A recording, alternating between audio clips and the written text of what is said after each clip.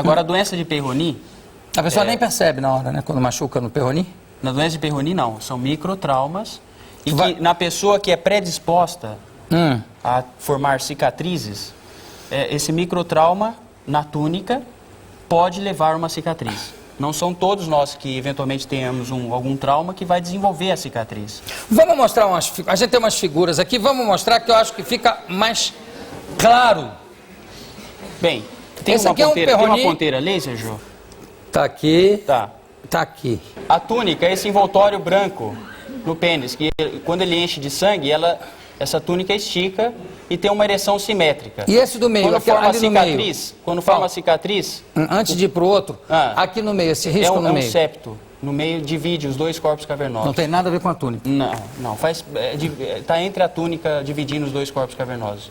E nesse lado vocês observam que ocorreu a cicatriz e o pênis do outro lado, ele estica normalmente e desse lado ele não estica. É quase que, olhando assim, parece uma hérnia do pênis, mas não tem nada a ver, né? Não. É um problema realmente de esticar mesmo, um déficit de elasticidade nesse local. Aí qual é a cirurgia que se faz? Bom, aqui esse pênis pode estar tanto para a esquerda como para baixo, para cima, para a direita, né? Sim.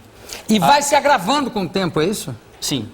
No geral, o que é importante nessa doença, no geral, no início da manifestação, o doente tem dor durante a ereção. Essa doença, que a gente chama de autolimitada, após um ano e meio do seu início do seu aparecimento, ela tende a estabilizar. Essa cicatriz, ela se torna madura, ou seja, ela não piora. Portanto, atinge a curvatura máxima nessa situação. Vamos ver, tem mais uma foto? Posso ir adiante? Bom, aqui, exemplificando, esse é um corte, como se tivesse, como se tivesse feito um corte no pênis e corte lateral. Aqui é o envoltório, aquela túnica que eu falei para vocês. Olha isso. Quando rompe totalmente, é o que a gente chama de fratura. Quando machuca e ocorre a fibrose, ele curva devido a chama doença de Peyronie. Mas esse aí é um corte, transversal. De fratura ou de doença de Peyronie? Não, é um corte para ilustrar, né? Um corte anatômico. Tanto ilustra uma coisa quanto a outra. Exato. E aí, qual é a cirurgia que se faz aí, Paulo? Poderia voltar o outro, por Claro gentileza? que pode. Bom, tá aí, ó. Nesse caso, a cirurgia que, no geral, classicamente se faz, para compensar essa curvatura, você diminui esse lado, para deixar o tamanho do corpo. Então, mas aí fica menor, o pênis fica menor, o paciente não reclama? Essa é a cirurgia tradicional que se faz. Então, todo pênis curvo, ele tem uma face curta e uma longa.